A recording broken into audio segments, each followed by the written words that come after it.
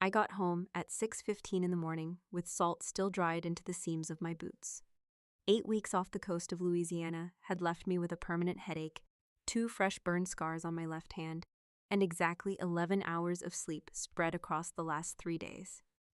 The kind of deployment where coffee stopped tasting like coffee around week 3 and started tasting like survival. My driveway looked wrong before I even stepped out of the truck. There was a silver Lexus parked too close to my garage door. Harper's Lexus. The back bumper still had that stupid baby Sterling coming soon decal she posted on Instagram 12 separate times. I killed the engine and sat there for a second. The porch light was on. I never left the porch light on. The neighborhood was dead quiet except for sprinklers clicking somewhere across the street and a garbage truck groaning 2 blocks over. My Colonial sat there exactly the way I left it 8 weeks earlier. White trim, black shutters, flower beds I paid a landscaper $240 a month to maintain because I was gone too often to do it myself. Except somebody had opened the upstairs guest room window. That window was closed when I left. I grabbed my sea bag from the truck bed and walked up the front steps. The lock turned too easily. The second I stepped inside, I smelled fresh primer and lavender. Not my lavender either. Harper liked those aggressively expensive candles from Bellamy and Birch that smelled like a rich woman trying to hide credit card debt. I dropped my olive green deployment bag in the hallway. Then I noticed my framed Coast Guard commendation leaning against the wall instead of hanging where it belonged. That was the first moment I understood somebody had gotten comfortable in my house. Not visited, settled. I walked toward the kitchen first, muscle memory, clear the lower level before moving upstairs. Years of training wire themselves into your nervous system, whether you want them to or not. The sink had dishes in it. Pink protein shake powder crusted inside one glass. A takeout container from Romano's Chop House sitting beside my coffee machine. Somebody had moved my knife block 6 inches to the left. Tiny things tell you everything. My refrigerator had ultrasound photos attached to it with decorative magnets shaped like lemons. I stared at those for maybe 2 seconds. Then I walked upstairs. The smell got stronger near the guest room. Primer, paint, lavender. The door was already open when I reached it. Harper stood on a step stool, wearing one of my old college t-shirts like she owned it. She was taping the trim near the ceiling with slow, careful movements, one hand resting on the small curve of her stomach every few seconds, like she was auditioning for a pharmaceutical commercial. Chase stood near the window in loafers, with no socks, holding a laser measurer. He pressed a button. Red lines flashed across my wall. 10 feet 4 inches, he said. If we rotate the crib diagonally, we can fit the changing table near the closet. Nobody noticed me at first. That almost made it worse. Harper turned her head casually when she heard my bag hit the hardwood behind me. Oh good, you're back. No guilt, no panic, nothing. She stepped down from the stool slowly, smoothing her shirt over her stomach. Chase thinks the gray is too cold for a nursery, she said. But we need to start moving our boxes in by Friday. I just looked at her. The room still had my bookshelves against the far wall. My logistics manuals, my deployment binders, the desk I bought after my first promotion. But now half of it was covered in paint samples. Morning fog, soft willow, baby cloud. I hadn't even unpacked my sea bag yet, and somebody was renaming my walls. Chase gave me this tight little smile men use when they know they're standing somewhere they shouldn't be, but assume confidence will compensate for permission. Good to see you, Naomi, he said. We figured it made more sense than throwing money away downtown. Their apartment downtown cost more per month than my mortgage. Mostly because Chase believed poor people leased Lids, Hondas, and successful people financed German cars they couldn't afford. I noticed his watch immediately, stainless steel Rolex Submariner, probably around 11 grand retail, maybe more after taxes. Last Thanksgiving, he spent 20 straight minutes explaining cryptocurrency to my father while borrowing money from Harper to pay valet parking. I set my coffee mug down on the dresser. Soft clink. Nobody spoke. I looked at the laser measure in Chase's hand, then at the open paint cans on my floor, then at the stack of moving boxes near my closet labeled Baby Sterling Nursery. My house suddenly felt like a hotel suite somebody accidentally double-booked. Harper crossed her arms. You have plenty of room, she said. And Mom said you'd probably be deploying again next year anyway. There it was. Mom. Evelyn Vance had been redistributing my life since I was 12 years old. My bedroom became Harper's dance room because you're more mature about these things. My first car somehow became Harper's emergency transportation during college. Even my promotion dinners somehow turned into celebrations about Harper finally finding herself. I looked at the tape line running across my wall. Perfectly straight, measured carefully, planned. This wasn't impulsive. This had been discussed. Coordinated. Approved somewhere behind my back while I was sleeping 4 hours a night on government steel in the Gulf of Mexico. Chase slid the laser measure into his pocket. "We're family," he said carefully. "Nobody's trying to make this weird." I nodded once. Then I pulled my phone out of my pocket and unlocked it. Harper frowned immediately. "What are you doing?" "You have exactly 30 minutes, I said, "to pack up your tape and get out of my house before I call the police for a home invasion." Silence, real silence. Not awkward silence, not family tension silence. The kind where people suddenly realize the rules they counted on may not exist anymore. Harper actually laughed first, a short, nervous laugh. "You be serious." I checked the time on my phone. 6:24 a.m. "I'm very serious." Chase stared at me like he was trying to calculate whether this was a bluff. It wasn't. I spent 8 weeks coordinating emergency fuel logistics during tropical storm conditions. I once watched 2 grown men nearly lose a contract because somebody mislabeled hydraulic inventory. People like Chase always thought calm meant weak. Sometimes calm just meant prepared. Harper's expression hardened slowly. "You'd really throw out your pregnant sister?" I picked up my coffee mug again. "How exactly your pregnancy became my mortgage," I said, "is still a little unclear to me." Nobody answered that. And honestly, that told me everything. Have you ever worked for something so hard that people started treating it like community property the second you succeeded? And if your own family walked into your house and acted like ownership was optional, what would you have done? Comment below. And subscribe if you like stories where dignity matters more than keeping fake peace. The sound of Chase throwing that tape measure into his bags stayed in my head all week. Metal hitting canvas. Sharp. Irritated. Like a man offended the world had interrupted his plans. By Sunday evening, the same rhythm had turned into silverware clinking against porcelain at my parents' dining table. My mother always used noise to fake normalcy. Ice cubes rattling in glasses. Oven timers going off every 15 minutes. Music playing too softly from another room. She believed if a house sounded busy enough, nobody would notice the tension sitting right in the middle of it. I should have known something was wrong the second she told me she was making braised short ribs. That was my favorite meal growing up. Evelyn only cooked it strategically. Birthdays, promotions, apologies she didn't want to say out loud. I parked outside their house at exactly 5:52 p.m. and saw Chase's black Mercedes already in the driveway beside Harper's Lexus. The Mercedes had temporary plates again. 3rd set in 14 months. Interesting. The second I walked in, my mother kissed my cheek too quickly and handed me a wine glass before I even took my coat off. "You look tired," she said. "I just got back from deployment." Well, don't talk about storms during dinner. Harper's stress levels affect the baby. Of course they did. The dining room looked exactly the same as it had 20 years earlier. Same cream wallpaper.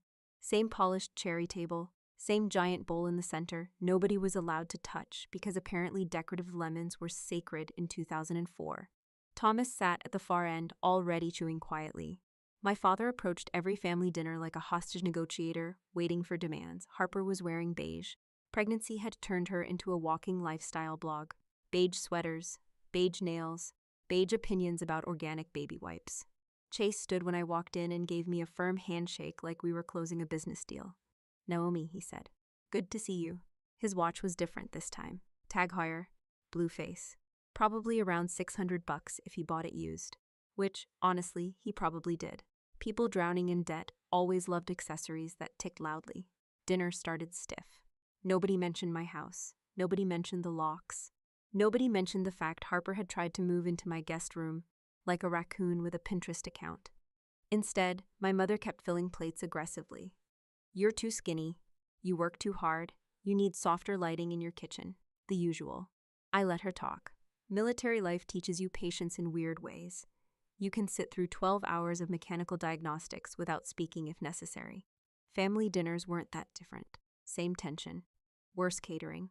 Halfway through dinner, Chase cleared his throat. There it was. The launch sequence. He adjusted his watch first. Tiny movement, very deliberate. "Our apartment downtown has gotten a little tight lately," he said casually. Thomas kept staring at his potatoes. Harper smiled carefully beside him. Babies absorb energy, Chase continued. And honestly, the city environment just feels stifling.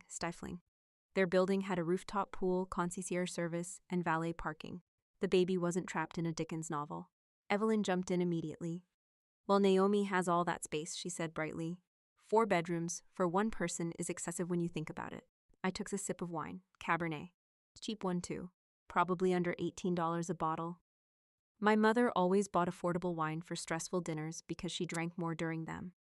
Harper finally looked directly at me. Dad said you might deploy again next year. Thomas blinked slowly, but didn't deny it. You don't even use all that space, Harper continued. We need your house for the baby. There it was. Not could we stay temporarily? Not can we discuss options, need? Like my mortgage had transformed into a humanitarian aid package. My mother smiled across the table the same way she used to when I was 14, and pressured into giving Harper my winter formal dress because she'd feel left out. That smile meant she believed the outcome had already been decided. Naomi will fold. Naomi always folds. I looked around the table carefully. The linen napkins, the sweating water glasses, the little gravy stain near Chase's plate. 3 people waiting for compliance. 1 person pretending not to exist. My father still wouldn't look at me. That part bothered me more than Harper. Cowardice from strangers is irritating. Cowardice from parents settles differently. I wiped my mouth slowly with the napkin. Nobody moved. Chase leaned back in his chair with that confident expression men get when they mistake silence for agreement. I looked at his watch, then at Harper's expectant face. How exactly does that concern me? The room died. Completely. Even the air conditioner sounded louder.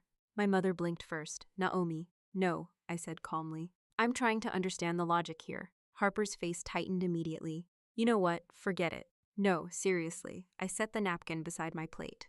You 2 chose an apartment you can't afford. You're having a baby you apparently don't have room for. And somehow this becomes my emergency? Chase shifted in his chair. It's about family. Interesting, I said. Because usually when people want something from me, they ask before painting my walls. Thomas finally looked up, very briefly, then right back down again. Harper inhaled sharply, preparing herself. I knew that look. She'd been performing emotional hostage situations since middle school. Right on schedule, tears filled her eyes. I cannot believe you hate this baby already. There it was. Not, you hurt my feelings. Not, we're struggling. Straight to unborn child persecution. Honestly, if Olympic-level manipulation had sponsorships, my sister could have retired early. My mother reached for Harper's hand instantly. Sweetheart, calm down. No, Harper said, voice cracking dramatically. She's acting like we're strangers. I almost laughed at that. Strangers usually had better boundaries. I stood up calmly and reached into my jacket pocket. $20 bill.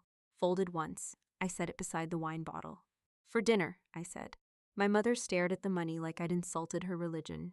Naomi, sit back down. But I was already grabbing my coat. Behind me, Harper started crying harder. Loud enough now for the neighbors, probably. Chase muttered something under his breath. My father stayed silent. Same man, same table, same silence he'd been hiding behind my entire life. I walked out the front door into cold evening air that smelled like wet leaves and chimney smoke. And for the first time all week, I stopped feeling tired. I started feeling alert. I sat in my truck outside my house for almost 3 minutes before going inside. Not because I was emotional, because I was thinking. Sunday dinner had answered one important question for me. Harper and Chase weren't embarrassed. They were urgent. There's a difference. Embarrassed people avoid eye contact. They soften requests. They negotiate. Urgent people skip straight to entitlement because time is already working against them. By 7:12 the next morning, I was sitting at my kitchen counter in sweatpants, with black coffee and my government-issued laptop open beside my personal one. Rain tapped lightly against the windows over the sink. The paint smell upstairs still lingered faintly in the vents, no matter how many windows I opened. I hated that smell now. It smelled like somebody else touching my life. Military logistics teaches you something useful very quickly. When people make aggressive moves toward an asset, there's usually a liability hiding somewhere nearby. Nobody wakes up one morning and decides they desperately need their sister's house unless something behind the scenes is collapsing. So I stopped treating this like family drama. I treated it like an audit. 3 browser tabs open, county property records, credit monitoring, state business registration database. Simple, methodical. I started with my house. No ownership changes filed. Good. No unauthorized liens attached to the property itself. Better. But then I noticed something strange under recent address activity. There had been multiple verification requests connected to my address during my deployment. Not utilities. Not USPS forwarding. Financial verification pulls. I leaned back slowly in my chair. Outside, a FedEx truck rolled through the neighborhood while somebody nearby started a leaf blower way too early for a Monday morning. Normal sounds. Very abnormal feeling. I clicked deeper into the records. The requests traced back to Sterling Auto Consulting LLC, Chase's company. Consulting was generous. Chase basically brokered overpriced luxury vehicles to men who thought podcasts counted as financial education. The company address listed downtown matched his apartment, but another document appeared underneath it. Pending commercial loan application. Filed 19 days earlier, I opened the PDF, and there it was. Collateralized residential stability verification. Primary residence, Naomi Vance property address. I read the line twice. Then a third time. My coffee suddenly tasted burnt. Chase had listed my house as his primary residence. Not future residence, not intended residence. Current residence. I kept scrolling. The requested loan amount was $85,420 commercial expansion funding. Delinquent balance consolidation. Jesus Christ. The man wasn't trying to build a nursery. He was trying to stop financial bleeding. 3 more pages explained everything. Monthly revenue decline, business debt restructuring, vehicle inventory losses, 2 late commercial lease payments. I sat there very still. The refrigerator hummed softly behind me. Rainwater slid down the kitchen windows in slow, uneven streaks. Upstairs, 1 floor above my head, sat paint cans chosen for a fake nursery that apparently doubled as collateral fraud. The baby wasn't the reason. The baby was packaging. I opened another tab immediately and ran a formal credit activity report tied specifically to my property address. That's when I found the mail issue. 3 pieces of certified mail had been signed for during my deployment. Not by me, by Evelyn Vance. I stared at the signatures. Same rounded handwriting my mother used on Christmas cards. 1 envelope came from Ridgeway Commercial Lending, another from a collections attorney, the third from something called North Harbor Financial Compliance Services. I checked the dates, all delivered while I was offshore. None mentioned by my mother. Interesting. Very interesting. I got up and walked to the sink, refilling my coffee even though I didn't want more caffeine. Sometimes movement helps thinking. The kitchen still looked normal on the surface. Fruit bowl. Dish rack. My deployment jacket folded over a chair. But once you know somebody violated your trust inside a house, every object starts looking temporary. I walked back to the counter and kept digging. Chase's business registration renewal had been filed late twice in 18 months. There was also an active UCC financing statement attached to his company inventory, meaning somebody already owned part of his debt. That explained the watches, the suits, the constant fake confidence. Men underwater financially usually become obsessed with looking expensive right before everything collapses. I zoomed in on the commercial loan application again. The numbers were worse than I expected. Debt-to-income ratio unstable. Business liquidity insufficient. Conditional approval pending residential verification. Meaning if Chase proved stable housing tied to collateral support, he could secure the loan. Meaning my house wasn't emotionally convenient. It was financially necessary. I leaned back again slowly, 3 long breaths. 1 hard conclusion. The entire family dinner had been theater. Harper rubbing her stomach. My mother talking about space for the baby. Chase pretending this was about fresh air and suburban stability.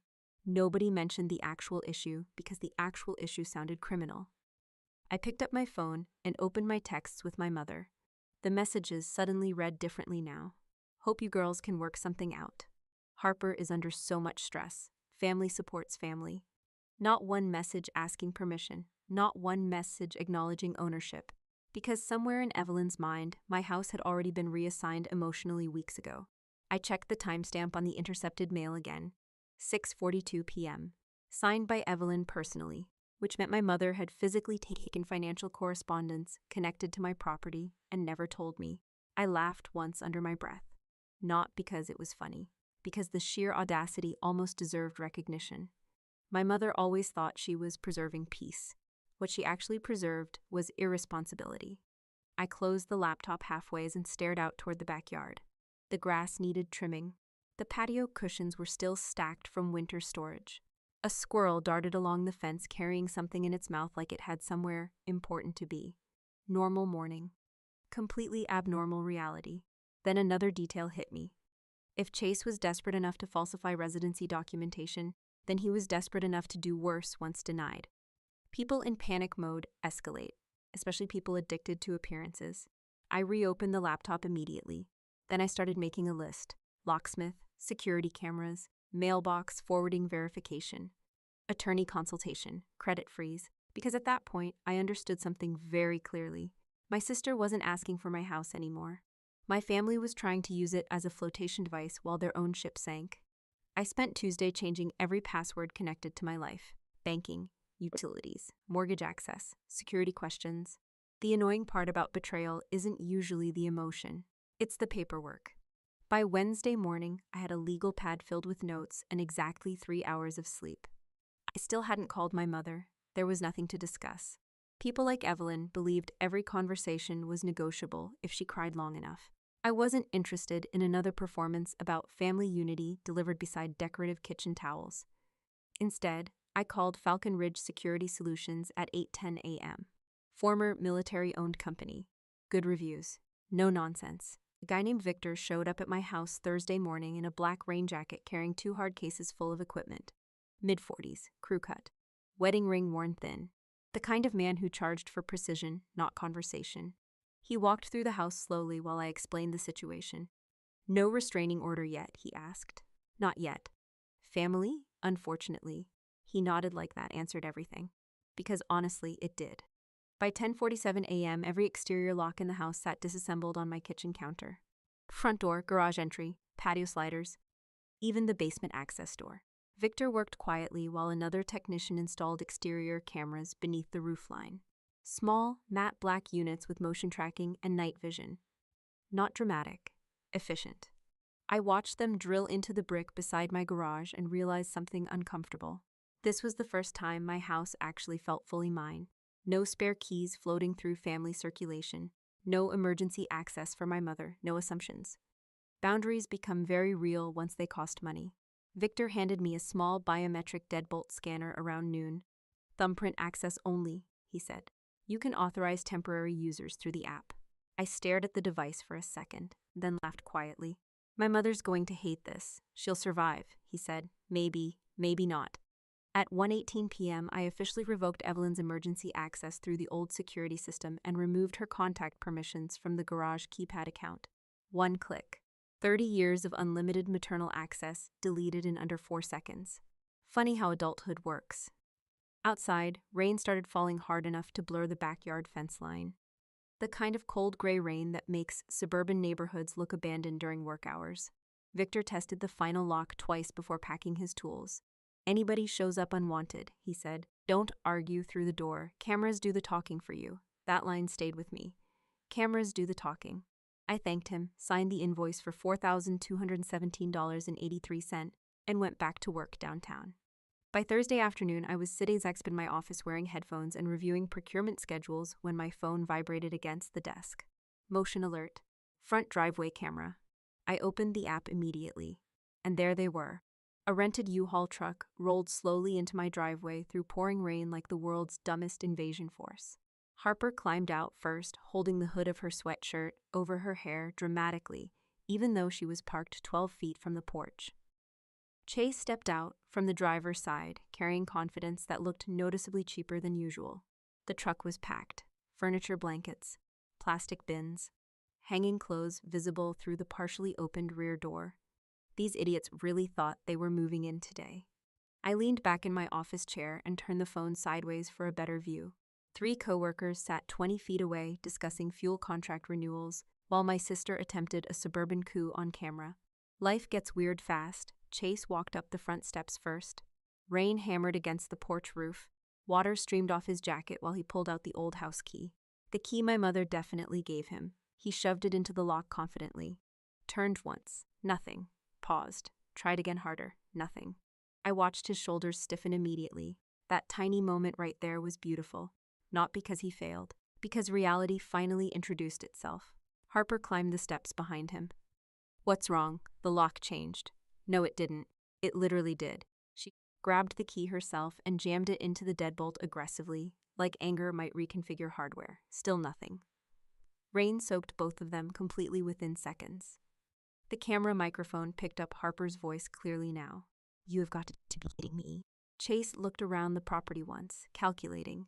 Panic always arrives in layers with people like him. First confusion, then irritation, then the terrifying realization that charm may no longer work. Harper started banging on the oak front door. Hard. "Naomi." Bang, bang, bang. "I know you were doing this!" A neighbor's curtain moved across the street. Of course it did. Suburban neighborhoods treat public humiliation like community theater. I opened the audio feed from my phone calmly. Harper kept pounding the door. Rainwater dripped off her sleeves while mascara started bleeding beneath her eyes. "You are seriously making a pregnant woman stand outside in this weather?" she screamed. Chase muttered something sharp behind her. Probably financial calculations collapsing in real time. I pressed the intercom button. The microphone activated with a soft click. Both of them froze instantly. My voice came through the exterior speaker, flat and mechanical. "You have 5 minutes to remove that truck from my property before I have it towed at your expense." Harper stared directly at the camera lens. "You can't do this to family." Interesting choice of words from someone currently trespassing with a moving truck. Chase stepped closer to the door. "Naomi, let's just talk like adults. Adults." The man falsifying residency documents wanted maturity now. I watched the screen carefully. The rain lashed against the windshield of the U-Haul.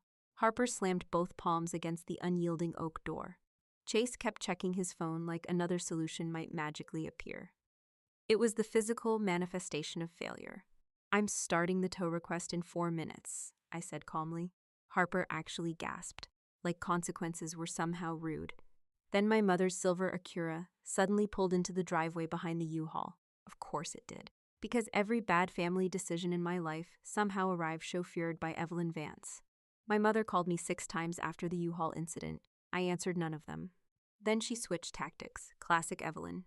When guilt stopped working privately, she escalated publicly. By Monday morning, I received a cream-colored invitation card in the mail with embossed gold lettering that looked expensive enough to require its own insurance policy. Harper Sterling Baby Shower. Celebrating New Beginnings. Hosted at the Ashton Gardens Country Club. Saturday, 1 p.m. At the bottom, handwritten in my mother's looping cursive, "Please come, Harper really needs her sister right now."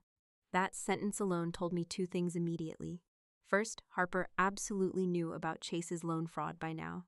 Second, my mother still thought appearances mattered more than reality. I almost threw the invitation away. Then Thomas called. Not my mother, my father. That alone felt strange enough to deserve attention. His voice sounded tired. "You should probably come," he said quietly. "Why?" Long pause. "Your mother's been telling people you worked things out." I leaned back slowly in my kitchen chair. What exactly does "worked things out" mean? Another pause. Then, "She told everyone you're making an announcement about the house." Of course she did. I thanked him for the warning and hung up. Then as I sat there for maybe 30 seconds staring at the rainwater stains still drying near my front porch from Thursday. My mother had officially turned a baby shower into a real estate press conference. Honestly, I respected the commitment to delusion. Saturday arrived cold and bright. The kind of crisp suburban afternoon where wealthy people wear sunglasses in October just to remind each other they own boats. Ashton Gardens Country Club looked exactly the way people with hidden debt wanted life to look. Stone entrance, perfect hedges, white floral arrangements everywhere. A valet stand operating 3 feet away from a woman crying into her BMW over childcare costs. America in one parking lot. I arrived at 12:56 p.m. wearing my dark Coast Guard dress uniform slacks and a fitted black blazer. Clean, sharp, no pastel colors, no gift bag, no fake smile. Just one heavy manila folder tucked under my arm. Inside sat every document I'd printed during the previous 48 hours. Commercial loan filings, debt notices, residency fraud documentation, apartment delinquency reports, eviction warnings from Crestview luxury residences. Turns out Chase and Harper weren't just financially unstable. They were 93 days behind on rent. Interesting detail to leave out during family dinner. The ballroom already buzzed with voices when I walked in. About 40 people total. Women in expensive beige dresses. Men standing near the mimosa table pretending they didn't hate baby showers. Harper sat near the gift display wearing a pale pink maternity dress with enough fabric to upholster a yacht. She spotted me immediately. So did my mother. Evelyn crossed the room fast, too fast.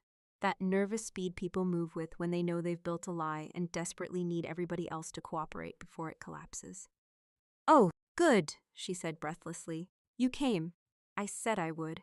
Her eyes flicked toward the folder under my arm. "What's that?" "Paperwork." That answer clearly unsettled her.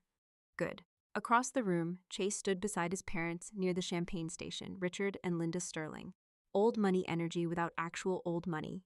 Country club people who talked constantly about legacy while quietly refinancing vacation homes. Richard gave me a polite nod. Linda barely acknowledged me, which honestly made sense. People like Linda Sterling only respected women who married rich men, not women who became financially stable on their own. The room smelled like vanilla candles and catered chicken skewers. A string quartet version of pop songs played softly near the windows.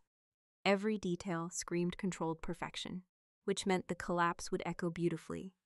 I spent 20 minutes quietly observing, Harper opening gifts dramatically, my mother floating between guests managing narratives, Chase smiling too hard. Always too hard. That's the thing about desperate people. They overperform confidence because silence gives reality too much room to breathe. Then Evelyn finally made her move. She tapped a spoon against her champagne glass. "Everyone," she announced brightly. "Before dessert, Naomi has a very special surprise announcement about the family's living arrangements." There it was, public coercion. 40 faces turned toward me instantly. Harper's smiled nervously from her chair. Chase straightened his jacket. My mother looked almost relieved already, like she truly believed social pressure would force me into surrender. I stood slowly, picked up the folder, walked toward the microphone. The room quieted immediately. I looked around carefully first. The Sterlings, the neighbors, family friends, people from church. Every single person here had been invited to witness my compliance. Instead, they were about to witness accounting. I adjusted the microphone slightly. "My sister wanted a stable foundation for her baby," I said softly. Harper smiled immediately, too early, but a foundation can't be built on federal wire fraud. The room froze, completely froze. Even the quartet stopped playing. Chase's expression changed first, tiny shift. Like somebody pulled air out of him internally. I opened the folder calmly, then removed the first stack of creepies: commercial loan application, primary residence falsification, delinquent debt reports. I handed the microphone directly to Chase. He didn't take it, so I placed it against his chest. Then I dropped the paperwork onto the gift table beside its diaper cake shaped like a castle. The papers spread everywhere, black numbers against white pages. Cold facts ruin fantasy very quickly. "The document shown here," I continued calmly, "lists my property as collateral support for an $85,000 commercial rescue loan filed without my authorization." Nobody moved. I pulled another page from the folder. "This one shows Sterling Auto Consulting currently carrying over $120,000 in combined commercial and personal debt." Harper's face lost color immediately. Across the room, Linda Sterling grabbed Richard's arm sharply. Then I pulled out the eviction residences. Final notice before filing. Balance due, $14,882.17. "They're also being evicted," I said. Silence again. Heavy silence this time. The kind where wealthy people suddenly start recalculating who they were just photographed beside. Chase looked physically ill now, not embarrassed. Cornered. His skin turned gray beneath the ballroom lights while sweat gathered near his collar despite the air conditioning. Harper whispered his name quietly. He didn't answer, because there was nothing left to manage. No branding, no performance, no successful young couple image. Just debt, fraud, and 40 people realizing the baby shower had actually been a financial hostage negotiation with centerpieces. Nobody touched the dessert table. That's the detail I remember most. $3,000 worth of catered pastries sat untouched beneath soft gold lighting, while 40 adults suddenly discovered urgent reasons to leave a room. The collapse happened quietly. No screaming, no dramatic gasps. Just chairs sliding backward, handbags lifted quickly, men clearing throats near exits. Panic among wealthy suburban people always sounds incredibly polite. Richard Sterling grabbed his wife first. Linda looked horrified in that very specific upper-class way where embarrassment physically offends them more than criminal behavior. She kept staring at the eviction notice like it might stain her outfit. This can't possibly be accurate, she whispered. I didn't answer her. Because honestly, if your son raised a man like Chase, accuracy probably wasn't your strongest family value either. Across the ballroom, Harper sat frozen beside the mountain of baby gifts. Pink tissue paper, tiny stuffed animals, monogrammed blankets, all the little decorative symbols people buy when they assume stability already exists. She looked smaller suddenly, not sympathetic, just smaller. Chase stood near the microphone, furiously stabbing at his phone screen. Lawyers, bank contacts, maybe both. Sweat darkened the collar of his pale blue shirt, while his jaw flexed hard enough to make the muscles twitch near his ears. I watched him pace once beside the champagne table, then twice, then stop completely after somebody on the phone clearly told him something he didn't want to hear. Interesting. My mother finally reached me near the edge of the ballroom. Naomi, she hissed quietly. What have you done? That question almost made me laugh. Like fraud had materialized out of thin air because I printed it. I slid the remaining papers back into the folder calmly. I exposed it. This was a baby shower. No, I said. It was a pressure campaign with cupcakes. Her face tightened instantly. Evelyn glanced around the room desperately while guests avoided eye contact on their way toward the exits. The social damage terrified her more than the legal documents. That's who my mother had always been. Not cruel exactly. Just fundamentally loyal to appearances. Harper finally stood up shakily behind us. Mom, she whispered. And that voice right there changed something. For the first time since this started, Harper didn't sound manipulative. She sounded scared. Real fear stripped performance away very quickly. Chase marched across the room suddenly. What the hell is wrong with you? He snapped at me. Ah, there he was, the real version. Not the polished salesman, not the smooth financial genius cosplay, just a drowning man angry someone pointed at the water. You could handle this privately.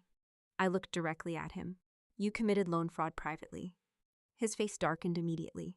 For 1 second, I honestly thought he might yell. Then he remembered where he was. Country club ballroom. Witnesses everywhere. Image management never fully leaves men like Chase. My mother stepped between us quickly. Everybody just calmed down. Interesting thing to say after engineering the entire disaster herself. Harper started crying again, but differently this time. Not the polished crying from family dinner. This sounded uneven, messy, like somebody realizing adulthood might actually arrive whether they're ready or not. Chase, she whispered, tell me this isn't real. He didn't answer immediately. Bad sign. Very bad sign. Instead, he rubbed both hands over his face hard enough to wrinkle his hair. That silence told Harper everything. You said the business was fine. It was supposed to recover. Supposed to? The room kept emptying quietly around them. One couple walked past carrying wrapped baby gifts they'd apparently decided to reclaim on the way out. Honestly, I respected the efficiency. Then my mother broke, completely. Evelyn grabbed my arm suddenly with both hands. Tight, desperate. Please, she said. Not polished anymore either. Actual panic now. Please just sign the house over temporarily so the bank backs off. Chase could go to prison. There it was, finally. The real objective. Not family comfort, not nursery space, asset stabilization. She squeezed my arm harder. Family sacrifice for each other. I looked down at her hands. Same hands that signed for my intercepted mail. Same hands that handed my house keys to Chase. Same hands that spent 30 years redistributing consequences away from Harper every time reality approached too closely. And suddenly I understood something clearly. My mother genuinely believed enabling was love. That's what made her dangerous. Not malice, conviction. She thought protection meant removing consequences before they touched Harper. Bad grade? Naomi can help. Late rent? Naomi has space. Fraud investigation? Naomi has assets. Every rescue pushed Harper further away from adulthood while convincing Evelyn she was a good mother. I didn't pull my arm away. I just looked at her quietly. You spent 30 years teaching Harper she never had to earn anything, I said. My mother's face crumpled instantly. You didn't protect her, Mom. You just made her incompetent. The words landed hard, not loud. Hard. Because truth doesn't need volume once exhaustion enters the room. Behind her, Harper covered her mouth with both hands. Fresh tears spilled immediately. Not theatrical this time. Terror. Pure terror. She looked toward Chase, who was now arguing quietly into his phone near the windows. No, listen to me, if they freeze the application before underwriting clears.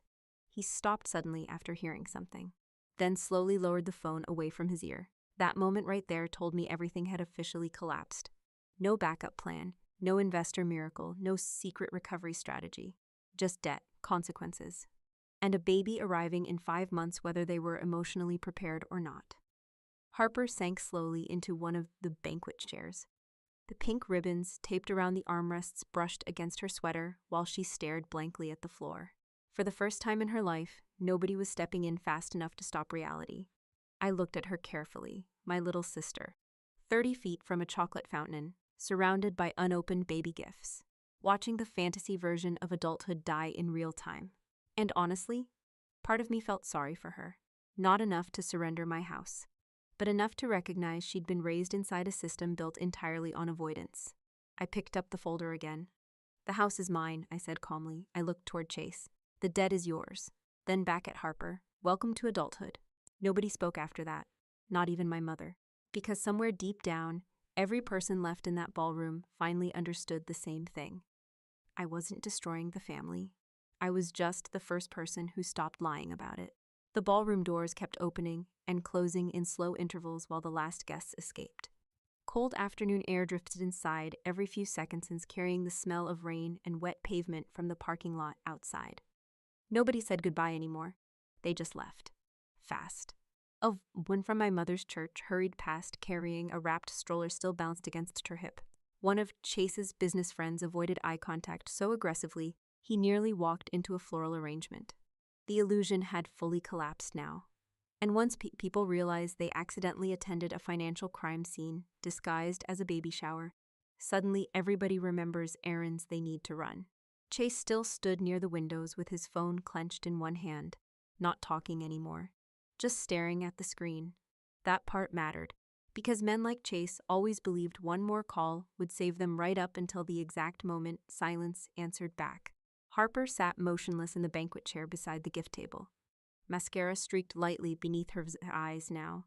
Her hair had started slipping loose around her shoulders. One hand rested automatically against her stomach, while she stared blankly at a pile of unopened onesies covered in cartoon giraffes. Nobody looked at the gifts anymore. They looked embarrassing now, like decorations left behind after a foreclosure. My mother still gripped my arm tightly. "Naomi," she whispered again, voice cracking harder this time. "Please." Then she looked toward Thomas, and suddenly her entire expression changed. Hope. Because for 30 years my father had always chosen the same thing: peace over truth, silence over confrontation, retreat over discomfort. "Tom," Evelyn snapped sharply. "Do something." There it was, the command voice. I hadn't heard that tone fail once in my entire childhood. Thomas stood near the ballroom entrance, exactly where he'd been for most of the afternoon, watching. That was my father's specialty, watching arguments happen like weather patterns he hoped would eventually move around him. He looked older suddenly.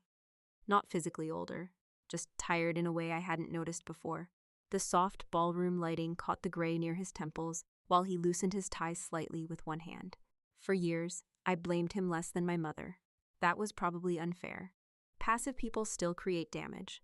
They just outsource the noise. Evelyn pointed toward me desperately. "Fix." Interesting word choice again. Not help, not support. Fix. Like I was responsible for the disaster because I refused to finance the denial. Thomas finally moved. Slowly. The ballroom had mostly emptied by then. Staff members quietly started clearing plates near the dessert station while pretending not to listen. Everybody was listening. Thomas walked directly toward Chase first. Not me, not Evelyn, Chase. My father stopped beside the scattered paperwork still spread across the gift table. Commercial debt reports, eviction notices, loan applications. I watched him pick one up carefully. The room stayed completely silent except for distant silverware clinking from the catering staff. Thomas adjusted his reading glasses slightly and stared at the documents for a long time, long enough for reality to settle fully into place. No more emotional framing, no more family spin, just numbers, dates, signatures, facts. Chase finally spoke. "Tom, I can explain." My father kept reading. Interesting thing about quiet men. When they finally stop avoiding the truth, they usually move straight through it without theatrics. The market shifted unexpectedly. Chase continued quickly. "We just needed temporary stability until inventory moved again." Thomas looked up slowly. "Did you use my daughter's address on a federal loan application?" Direct question. No room left to perform. Chase hesitated. That hesitation answered everything. Across the room, Evelyn suddenly snapped. Oh, for God's sake, this isn't helping. She marched toward Thomas with panic radiating off her like heat. We can still solve this if Naomi just cooperates for once in her life. That line actually stunned me for a second. Cooperates. I bought my house alone at 29 years old after years of deployment rotations and 12-hour logistics shifts. Meanwhile, Harper and Chase were hiding eviction notices behind baby shower invitations. But somehow I was the difficult one. Amazing. My mother grabbed Thomas's arm now. Hard. You need to make her understand what family means. Thomas slowly removed his glasses, then folded them carefully. Tiny movement. But something changed in the room right there. For the first time in my entire life, my father looked exhausted enough to stop pretending. He looked at Evelyn first. Really looked at her. Not as his wife. Not as the woman who organized holidays and controlled every emotional current inside the family. Just a person standing in the wreckage of her own decisions. Then he looked at me, his eldest daughter, still standing there calmly holding the same folder, while everybody else unraveled around me.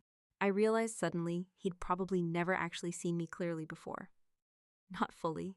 I was just the stable one, the capable one, the daughter who handled things. People stop noticing strength when they rely on it too long. Evelyn's voice rose sharper now. Thomas, say something! And finally, he did. Quietly, with this deep, worn-out exhaustion underneath every word. She's not fixing this, Evie. My mother froze. Thomas looked back toward the paperwork scattered across the table, then toward Chase, then back at Evelyn again, because she didn't break it.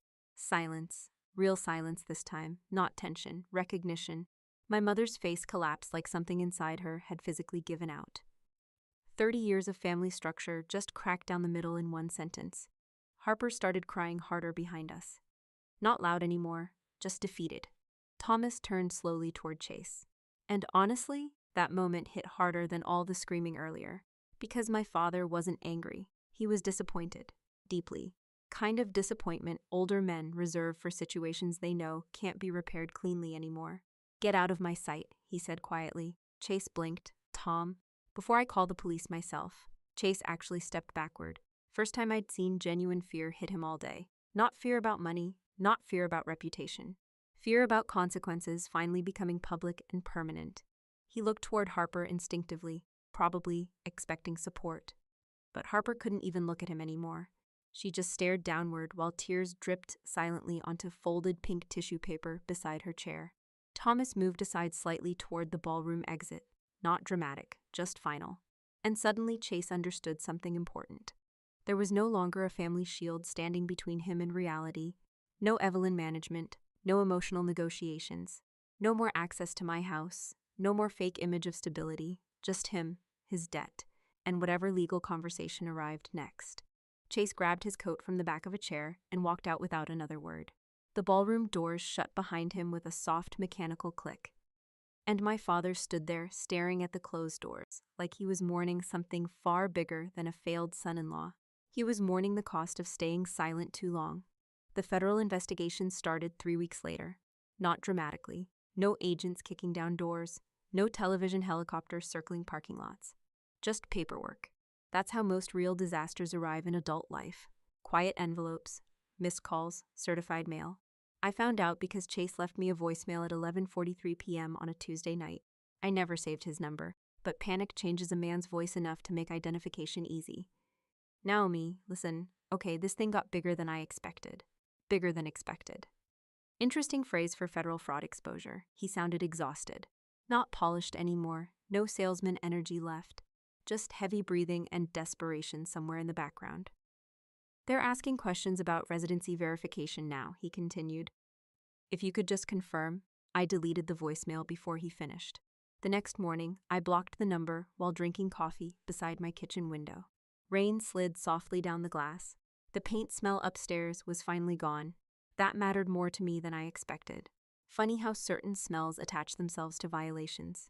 Fresh primer used to remind me of renovation projects and clean starts.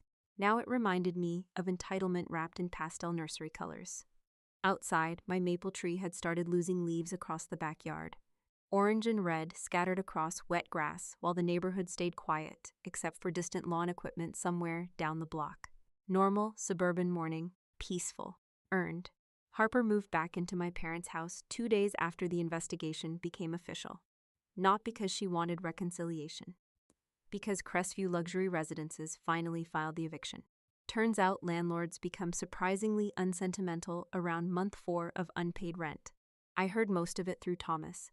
My father called occasionally now, not often, just enough to sound different, quieter somehow. A man slowly discovering what honesty costs after spending decades avoiding the bill. Harper's staying in her old room, he told me one evening. I could picture it immediately.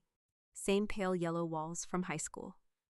Same white furniture my mother insisted on preserving like Harper might eventually return as a 17-year-old cheerleader instead of a bankrupt married adult. Except now the room held baby formula brochures and legal notices instead of prom magazines. Life moves fast, especially once Fantasies loses funding. Apparently, Chase stopped coming around after the second meeting with federal investigators. Smart decision, honestly. My mother still tried defending him at first. He was under pressure. The economy hurt everyone. He made mistakes because he wanted to provide. That last one irritated me the most. America loves turning reckless men into tragic providers the second consequences arrive. Meanwhile, women are expected to survive quietly without damaging anybody's comfort. But eventually, even Evelyn ran out of excuses. Hard to maintain the image of a misunderstood entrepreneur once attorneys start using phrases like document falsification and financial misrepresentation. One Sunday afternoon, Thomas finally admitted something that stayed with me. Your mother keeps saying she doesn't understand how this happened. I stirred cream into my coffee slowly while listening. And? I asked. Long pauses. Then, I think she's starting to realize it didn't happen suddenly. That was probably the closest my father had ever come to criticizing my mother directly. Not loud, not dramatic, just truthful, which honestly mattered more. I never visited the house after the baby shower. Didn't need closure. Didn't need another emotional summit meeting disguised as dinner. Some relationships don't end with explosions. They end with clarity. And clarity is usually quieter.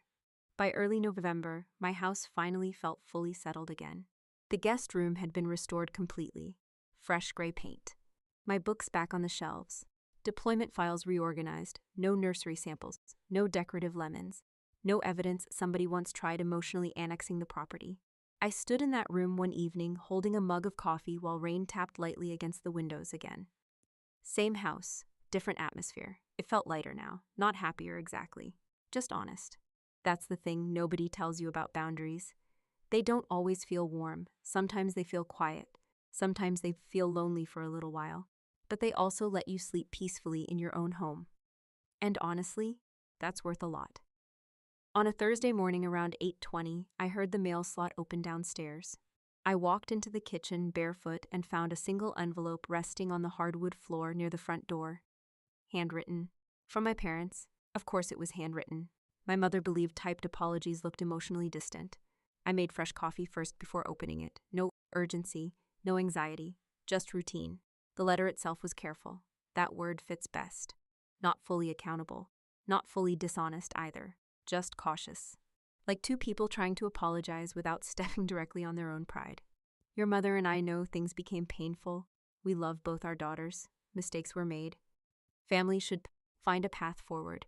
No direct acknowledgement of the house. No direct acknowledgement of the intercepted mail. Interesting omissions. I read the entire thing once, then folded it neatly down the center, one crease, clean, and dropped it directly into the recycling bin beside the counter. Not out of anger. That part surprised me most. I wasn't angry anymore. I was finished. There's a difference. Outside, rain drifted steadily through the neighborhood while my coffee steamed lightly in my hand. The kitchen smelled rich and warm again. Coffee, rain, wad polish, home, real home, not obligation, not guilt, not emotional debt disguised as family loyalty. Just mine. I walked toward the front door slowly and rested one hand against the new biometric deadbolt. Solid hardware. Heavy, reliable. Turned the lock, clean click. That sound echoed softly through the quiet house. And standing there in the silence, I finally understood something my mother never did. Love without boundaries turns into permission, and permission eventually becomes entitlement. I looked across the living room towards the staircase leading upstairs, toward the guest room, toward the life I built entirely with deployment checks, missed holidays, long shifts, and years of choosing discipline over comfort. Nobody gave me that house. Nobody rescued me into stability. I earned every inch of it. I took one slow sip of coffee while rain moved steadily against the windows. And for the first time in a very long time, the house felt completely secure. Not because the locks changed, because I did. A few weeks after everything collapsed, I was standing in my kitchen at around 6 in the morning watching rain hit the backyard fence when I realized something uncomfortable. The betrayal itself wasn't the part that stayed with me. The clarity did. That's the strange thing about situations like this. While you're inside the chaos, you think the biggest wound is going to be the lying, the manipulation, or the humiliation. But eventually, all that noise fades. What stays behind is the moment you finally understand how certain people have viewed you your entire life. I spent years thinking my family respected me because I was responsible. Turns out they relied on me because I was responsible. That's not always the same thing. A lot of adults confuse being needed with being loved. I definitely did for a long time. If you're the stable person in your family, people start treating your competence like public infrastructure. Your money becomes family money, your free time becomes availability, your emotional stability becomes storage space for everyone else's bad decisions. And the second you protect yourself, suddenly you're selfish, cold, difficult. Funny how quickly people change vocabulary once access gets denied. The more I replayed everything in my head, the more I realized nobody in my family ever actually asked for my house respectfully. They emotionally approached it like it already belonged to them. My mother framed it as sacrifice. Harper framed it as compassion for the baby. Chase framed it as practicality. Different packaging, same entitlement. That's something I really want people listening to this story to understand. Manipulation inside families rarely sounds aggressive at first. Nobody walks up and says, "I'd like to financially exploit you now." Instead, they say, "Family helps family. You have more than enough. Why are you making this difficult? You'd really do this to us?" Guilt is one of the most effective pressure tools on earth because decent people naturally want to avoid hurting others. Manipulative people know that. And honestly, responsible people are usually the easiest targets because they've spent most of their lives solving problems. I saw it constantly during deployment too. One guy I served with emptied almost his entire retirement account, helping his older brother get back on his feet after a failed business deal. Then 6 months later, the brother needed help again, then again after that. Eventually, both of them were drowning financially because one adult refused to grow up and the other one felt too guilty to stop rescuing him. That situation stuck with me for years. You cannot build stability for somebody who's committed to avoiding accountability. At some point, rescue turns into maintenance, and maintenance can quietly destroy your own life while convincing you you're being noble. That realization changed how I viewed Harper too. People ask me sometimes if I hate my sister after everything that happened. Honestly, no. Frustrated? Absolutely. Disappointed? Definitely. But hate? No, because once the anger settled down, I started seeing the bigger problem more clearly. Harper spent her entire life inside a system where somebody removed consequences before they fully reached her. Late rent became mom's emergency. Bad decisions became family discussions. Financial irresponsibility became stress. My mother thought she was protecting Harper. What she actually protected her from was competence. There's a huge difference. One of the most dangerous things parents can do is constantly rescue their adult children from reality while calling it love. If somebody never experiences consequences, they never fully develop judgment. They just develop dependency with confidence. And trust me, adulthood becomes terrifying once that illusion finally breaks. That's why I want to say something directly to anyone watching this who feels guilty for setting boundaries. Protecting your peace is not cruelty. Not financially rescuing adults over and over again is not cruelty. Wanting ownership over the life you built is not cruelty. You are allowed to say no without presenting a courtroom defense afterward. That lesson took me years to learn. Another thing I learned: slow conversations down anytime money and emotions suddenly show up together. If somebody pressures you to make a major financial decision quickly, stop immediately. Read everything. Verify everything. Protect your credit history like your future depends on it, because honestly, it does. And if relatives suddenly become emotional the second paperwork enters the room, there's usually a reason. Facts make manipulators uncomfortable. That's why I stayed calm through the entire situation. I wasn't trying to win emotionally. I was trying to understand reality clearly. Once the documents showed me what was actually happening, the guilt disappeared almost instantly. Paperwork cuts through fantasy faster than arguments do.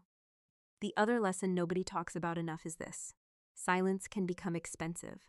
My father spent decades staying quiet because he thought avoiding conflict kept the family together. But silence doesn't stop dysfunction. It just delays consequences until they become catastrophic. That hit me hard afterward, because a lot of families operate exactly like that. One person causes chaos, another person enables it emotionally, and everybody else quietly adapts around the dysfunction until the entire system starts feeling normal. It's not normal. It's survival disguised as tradition. For a while after everything ended, the quiet inside my house felt strange. No calls from my mother, no guilt texts, no emotional emergencies waiting for me after work. Just silence. At first, I thought the silence meant loneliness. Then one morning, I realized something while drinking coffee near the kitchen window. It wasn't loneliness, it was safety. There's a huge emotional difference between isolation and peace, but people raised around chaos often confuse the two. My house finally felt calm because nobody inside it was trying to take something from me anymore. And honestly, that feeling was worth every uncomfortable boundary I had to create to get there. One thing this entire situation forced me to understand is that the most dangerous people in your life are not always the loudest ones. Sometimes they're the nicest people in the room. They host dinners. They ask if you've eaten. They hug you in front of other people. They use soft voices while quietly pressuring you into sacrificing things that matter to you. That's why manipulation inside families becomes so confusing for so many adults. Because from the outside, it doesn't always look abusive. Sometimes it looks caring. Sometimes it even looks loving. My mother genuinely believed she was protecting the family. That's what made the whole thing complicated emotionally. Evelyn wasn't some cartoon villain sitting in a dark room plotting financial fraud. She was a suburban mother obsessed with keeping the image of a happy family alive at all costs. The problem is, once appearances become more important than truth, people start making incredibly destructive decisions while calling them love. Looking back now, almost every major conflict in my family operated the same way. Harper created chaos. My mother softened the consequences. My father stayed quiet to avoid tension, and I became the cleanup crew. Everybody had a role. Mine was stability. That's another thing I want people to really think about after hearing this story. A lot of families don't actually solve dysfunction. They organize themselves around it. One person becomes irresponsible. Another becomes emotional management. Another becomes invisible. And usually one child becomes the reliable one. The reliable one pays the bills. The reliable one stays calm.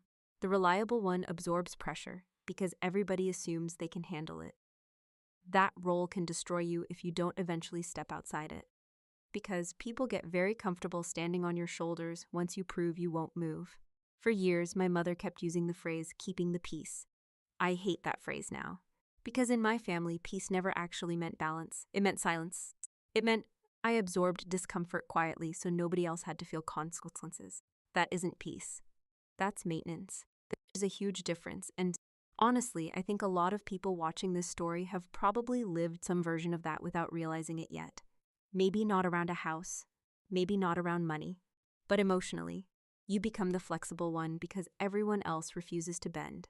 And after enough years, people stop appreciating your flexibility. They start expecting it.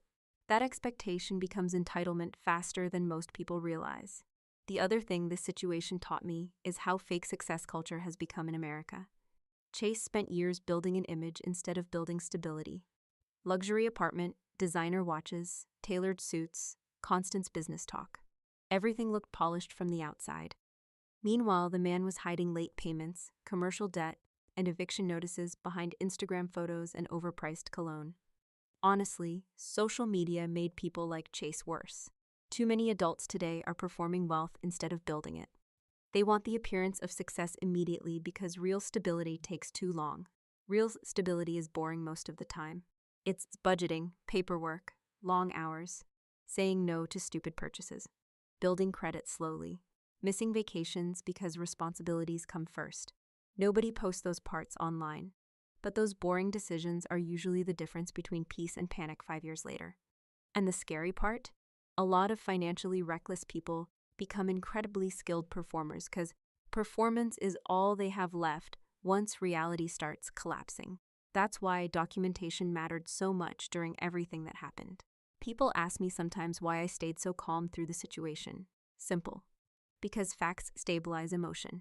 The second I saw the paperwork, I stopped feeling confused. I wasn't arguing opinions anymore. I wasn't defending myself emotionally. I was dealing with reality. That's an important life skill people underestimate. When situations become emotional, verify information before reacting emotionally yourself. Check records, read contracts, protect your credit, slow everything down. Manipulative people rely heavily on urgency because urgency reduces critical thinking. Calm people become difficult to control. And honestly that's why my family became so frustrated with me. They expected emotional reactions. They expected guilt. They expected me to fold under pressure like I always had before. Instead, I verified facts. Paperwork ended the performance very quickly. Another painful lesson I learned? Some people only love the version of you that keeps sacrificing for them. That realization hurt more than the fraud, honestly, because healthy relationships survive boundaries. Exploitative relationships usually don't. The second I protected my house, suddenly I became cold, difficult, selfish. Not because I changed into a bad person overnight, but because my boundaries interrupted a system that benefited other people. And trust me, the moment you stop financially, emotionally, or psychologically carrying certain adults, some of them will act like you betrayed them simply by standing upright yourself. That reaction tells you everything you need to know. One thing I'm grateful for now is that the situation forced me to understand the difference between kindness and access. Those are not the same thing. You can love people without financially rescuing them. You can wish somebody well without handing them your house keys. You can care about family while still protecting your peace, your future, and the life you worked hard to build. That's not cruelty. That's adulthood. And honestly, I think more people need permission to understand that. Because too many responsible adults are slowly exhausting themselves trying to earn love through sacrifice from people who already decided their role is simply to give more. At some point, dignity matters more than approval. And once you finally understand that, a lot of manipulation loses its power permanently. A couple months after everything happened, I was sitting alone in my living room around midnight with only the kitchen light on when I finally admitted something to myself. This story was never really about the house. The house just exposed the system. That system existed long before Chase showed up with fake confidence and expensive watches. Long before Harper tried turning my guest room into a nursery. Long before my mother started treating my mortgage like a community resource. The house simply forced everybody's role into the open where nobody could hide from it anymore. And honestly, I think a lot of people spend years inside unhealthy family systems without fully recognizing them because the behavior becomes normal over time, especially if you grew up being the responsible one. That role changes your brain in ways people don't talk about enough. You become hyper-independent early. You solve problems automatically. You stay calm during chaos because somebody has to. And eventually you start confusing your usefulness with your value. That's dangerous. For years, I genuinely believed saying no made me selfish. I thought protecting my own peace meant I was failing people somehow. That mindset almost cost me my house. There's a phrase I started thinking about a lot after everything settled down: emotional debt. Some families raise one child to feel permanently responsible for everybody else's comfort. You become the emotional insurance policy, the stable one, the fixer, the one who absorbs pressure quietly because everyone assumes you can handle it. And the longer you play that role, the guiltier you feel when you finally stop. But guilt is not always proof you're wrong. Sometimes guilt simply means you stopped obeying expectations that were never fair to begin with. That realization changed my life. Because once I stopped viewing boundaries as betrayal, everything became much clearer. I started noticing how often people confuse access with love. If you don't give them money anymore, they say you changed. If you stop solving their emergencies, they say you became cold. If you stop sacrificing your peace for their comfort, suddenly you're difficult. That reaction tells you something important. Some people are attached to your usefulness, not your well-being. And trust me, there's a huge emotional difference between those two things. I also started thinking differently about adulthood in general. A lot of adults today are functioning emotionally like frightened teenagers with better credit cards. Nobody taught them how to tolerate consequences, discomfort, or delayed gratification. So anytime reality pushes back, they immediately look for rescue. Parents rescue them, partners rescue, siblings rescue them. And eventually they stop developing resilience because somebody always catches them before impact. That's exactly what happened with Harper. For most of my life, I saw her as spoiled. Now, I think she was unprepared. There's a difference. Spoiled people expect luxury. Unprepared people panic when life stops cushioning them. Watching Harper realize the financial situation was real honestly hurt more than I expected. Not because I regretted exposing Chase. I'd do that again tomorrow without hesitation. But because I realized my sister genuinely didn't know how fragile her life actually was. That's what happens when people outsource responsibility for too long. Reality feels cruel when it finally arrives. I still hope she figures things out eventually. I really do. I hope motherhood forces her to become stronger, more grounded, more capable than the version of herself my mother spent years protecting. But hoping somebody grows does not mean sacrificing yourself to create the lesson for them. That's another boundary people need to hear clearly. Compassion does not require self-destruction. You are allowed to care about people without financially drowning beside them. You are allowed to love relatives while still protecting your future. And honestly, one of the most important practical lessons from this entire situation is this. Learn how your finances work, seriously. Learn about credit monitoring, read contracts before signing them, check your property records occasionally, protect your identity documents. Do not hand unlimited access to your property, accounts, or legal information to people simply because they share your last name. Family fraud happens more often than people realize because trust creates blind spots. And another thing, stop ignoring patterns. That one matters. People rarely become manipulative overnight. Usually there's a long trail behind them. Small irresponsibilities, repeated excuses, financial chaos hidden behind charm. Everybody around them just keeps minimizing it until eventually the damage becomes impossible to hide anymore. If somebody repeatedly creates instability around you, stop assuming your role is to clean it up. That instinct will exhaust you emotionally faster than almost anything else in life. One thing that surprised me after everything ended was how peaceful my life became once I stopped chasing approval. Some relatives still think I was too harsh. Some people probably always will. And honestly, I'm okay with that now, because I finally realized something important. People who benefited from your lack of boundaries will almost always resent your growth. Not because you became cruel, because access changed. That's why protecting your peace sometimes feels lonely at first. You're no longer participating in emotional systems that depended on your constant availability. But eventually the loneliness fades. Then something better says it. Stability. Real stability. The kind you can actually sleep inside peacefully.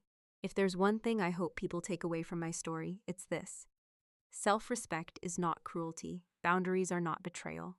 And protecting the life you worked hard to build does not make you selfish. It makes you an adult. So if you're listening to this right now as somebody who has spent years carrying responsibilities that were never supposed to belong to you, maybe this is your reminder to finally put some of that weight down. You don't have to destroy yourself just to prove you love people. And if this story meant something to you, subscribe to the channel. There are a lot of people out there silently carrying emotional debts they never actually owed. Sometimes hearing the truth out loud is the first step toward finally letting yourself live differently.